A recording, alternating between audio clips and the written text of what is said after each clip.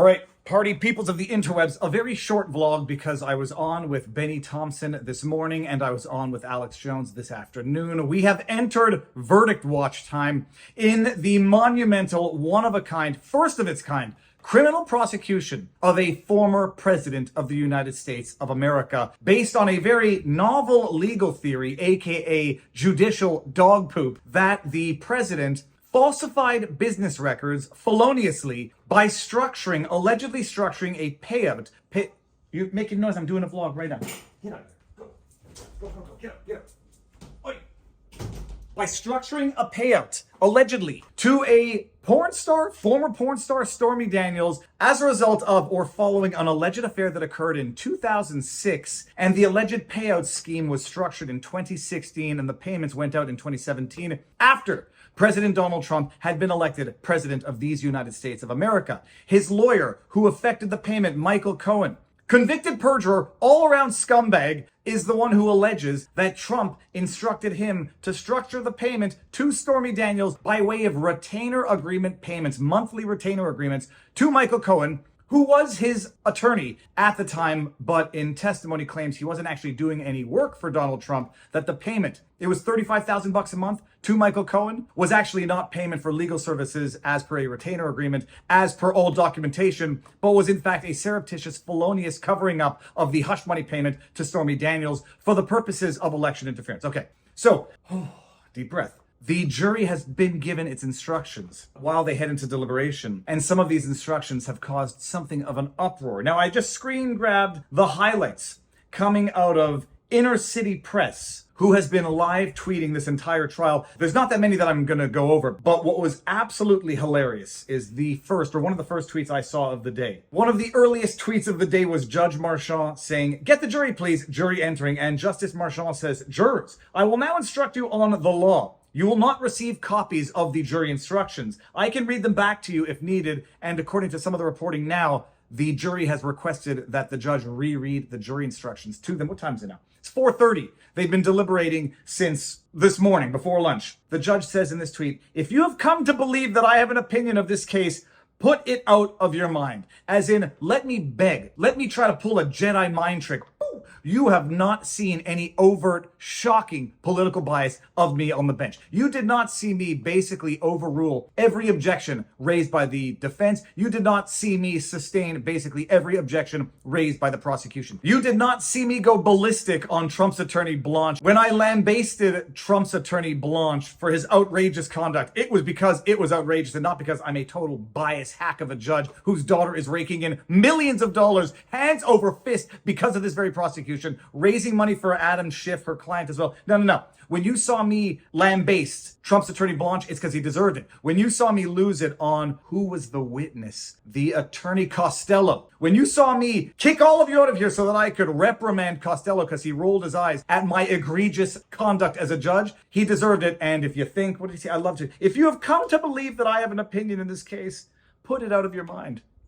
Then he goes on to say, "In your deliberations, you may not speculate about matters related to sentencing. If there is a verdict of guilty, it will be my responsibility to impose sentence. Testimony which was stricken, for the record, must be disregarded by you." Because recall, Blanche, in closing, said to the jury, "You might put President Trump in jail," and there was an explosion. How dare you? There had to be curative instructions to the jury because apparently the defense attorneys are not allowed reminding the jury that a finding of conviction could result in jail time. The sentence will be up to the judge, the totally not corrupt Judge Marchand. So that was one of the first warnings. I just thought it was great. Just, I'm not biased, and if you think I am, put it out of your mind. Read it in a British accent. Justice Marchand, a little bit later on, says, "The first of the people's theories of unlawful means is federal election law, including as to the office of the President of the U.S. Under the FECA, Federal Elections Something Act, a corporation may not make a contribution to a candidate or an expenditure in concert with a candidate. If the payment would have been made absent the candidacy, it should not be treated as a contribution." I hear this and I say there's no way any jury in any realm of a sane universe could say, would Trump have made that payment in the absence of him running for president or his candidacy? The evidence was that, hell yes, he would have done it to quell any concerns or keep the embarrassment from Melania. That's the evidence. They're asking the jury, basically, would he have done it in the absence of running for president? No, of course he wouldn't. This was strictly and only a presidential campaign contribution, when in reality it wasn't. But these are the instructions. And as I'm listening to them saying, There's no way any jury could convict, but who knows how deep the political prejudice of this New York jury pool goes. There's an exemption for legitimate press functions. The second of the people's theories of unlawful means is to falsify other business records. Justice Marshall then says you may consider, for example, the 1099 issued to Michael Cohen and his other paperwork. The third theory is violation of tax law, even if it does not result in any underpayment of taxes. Oh, interesting. We start with the invoice of Michael Cohen in February 2017, then they get into the details. Why is this so flipping important? The judge gave instructions to the jury that you do not need to unanimously agree on what the predicate act is, the underlying crime that is the underpinning of this 34-charge felony indictment. Now recall, ordinarily, this would be nothing more than a misdemeanor under ordinary circumstances. It would be a misdemeanor that would have been time-barred as of 2019, from what I understand. The way they got around the statute of limitations is by morphing this misdemeanor paper crime, whatever the hell you want to call it, into a 34-charge felony indictment. How did they do that? They alleged that the falsification of business records was for the purposes of concealing an underlying felony. And now the judge is telling the jury, you don't even need to agree on what that underlying felony was, the predicate act. You don't need to agree unanimously on that. It could be any one of three things. It could be election interference, which they had investigated, and the federal elections looked into this and said there's nothing here. It could be, what was the second one? Falsifying other business records, or it could be a tax fraud, but there doesn't actually have to be any underpayment of taxes. But you don't even need to agree on that. It doesn't need to be unanimous on the predicate act. You can still be unanimous on the conviction for 34 felony charges, even if you're not unanimously agreed upon what the actual predicate act. Insanity! That was what raised a little bit of shock and caused some uproar earlier today. Later on, Justice Marshall says, under our law, a person is guilty of this when, with intent to defraud, with the intent to commit another crime, that person causes the entry of a false business record. Intent means conscious, objective, or purpose. Why is that particularly important? Because the linchpin in this entire trial is the convicted perjurer, pathological liar, and admitted thief, Michael Cohen, who says Trump directed me to make this payment, structure it this way when he paid me $35,000 a month. Trump directed me to make those payments through that monthly retainer agreement, and that's how this became felonious concealment of hush money payment. Trust me, I'm not lying. I'm telling the truth, except when I lied every single opportunity I had in the past, except when I told you the truth that I was stealing from that very sum of money that I'm now telling you Trump authorized me to pay to Stormy Daniels. So he was in on the scheme of the repayment, and then allegedly in on me unknowingly thieving $30,000 from that very strategy of repayment to Stormy Daniels. It doesn't make sense on its face. But I don't think the judge cares. And I don't think the media cares. They're just hoping for a sufficiently politically prejudiced jury that's going to say, I know this is crap, but I'm prepared to desecrate the Constitution and I'm prepared to violate my oath to the Constitution in order to convict based on my political prejudice. All right, so that is it of relevance, I think, from the highlights of inner city press coverage from earlier today. The judge gave all these instructions, tried to convince the jury that he's not biased,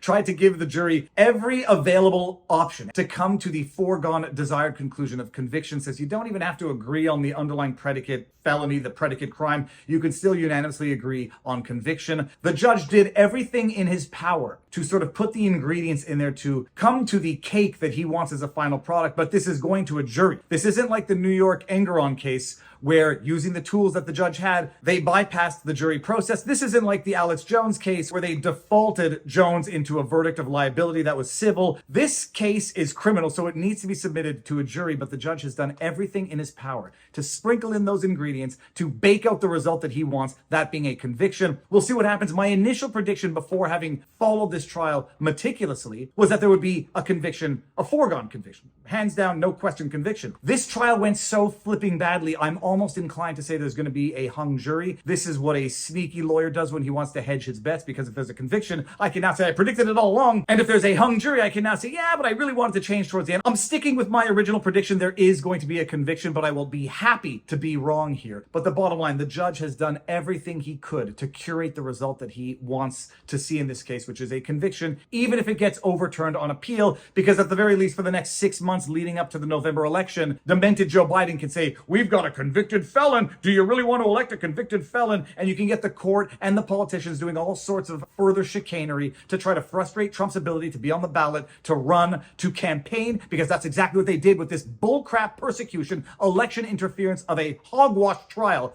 They bogged Trump down, gagged Trump, found him criminally liable for contempt, 10 times in this case, Justice Marchand, even if it gets overturned on appeal, because any conviction, I believe, must and will get overturned on appeal, at the very least for the next 6 months. They can say, do you really want to elect the first felon to the presidency of these United States of America, despite the fact that everything they are doing to try to take down Trump is only strengthening him and is only awakening the masses. I genuinely think there's a shift in the zeitgeist, which is almost why I'm inclined to change my prediction. There seems to be a shift in the zeitgeist where there is actual political support, sufficient political support for some members of the jury to say we are not going to bend over backwards and sacrifice our principles at the altar of political prejudice. We'll see where it goes. We'll see if they even have a decision by the end of the day. It is 4:37, May 29th. Verdict Watch. It's on. Now you know your vlog. If you like what I do, please make sure to like, share, subscribe, hit the notification bell. When you see one of my videos come up, be sure to like it. Although if you don't like it, give it a thumbs down. I don't care. Drop a comment. Let me know why you don't like it. Share my stuff with someone who you think won't like my stuff, because that will make me even happier than sharing with someone who will like it. Viva Frei on Rumble, Viva Frei on Twitter, vivabarneslaw.locals.com on Locals for the bestest above average community out there. Most importantly, exercise, eat healthy, sunlight, talk to people in real life, and now you know your vlog. Peace out. Booyah! All right, actually, we're not yet done with the vlog. First of all, proof of life of Pudge. She is looking younger than ever. Energizer Bunny is what she is. I had to highlight one thing that I forgot to mention as relates to the instructions Justice Marchand gave for Michael Cohen, convicted perjurer. How could I forget this? The judge instructed the jury as follows. You may ask, did the witness have a conscious bias? You may consider if a witness had or did not have a motive to lie. You are not required to reject the testimony of an interested witness as relates to Michael Cohen. Justice Marchand, under our law, Michael Cohen is an accomplice. A defendant may not be convicted on the testimony of an accomplice unless it is corroborated by other evidence. The offense is falsifying business records in the first degree, 34 counts. What you have right there is the judge basically telling the jury what they need to tell themselves in order to convict on the testimony of a convicted perjurer who is also an accomplice. So they're saying you can't trust his testimony alone unless it's corroborated by evidence, and these are the charges: falsifying business records. So the testimony of the accomplice, convicted perjurer, pathological liar, and admitted thief, Michael Cohen, can be considered, jury. Don't worry about it. If you do consider it, this is how you rationalize it to yourself. All right, I'm going to take Pudge outside for a second and squeeze her out. I want to end this vlog with the best meme that shall echo through the ages. Congratulations, Robert De Niro. You're it. Come, let's do it. Oi! Donald J. Trump is now President of the United States. President is the ex-president. And Mr. Trump, for the moment, steps to listen for the inaugural address. What a great honor to be able to introduce for the first time ever anywhere the 45th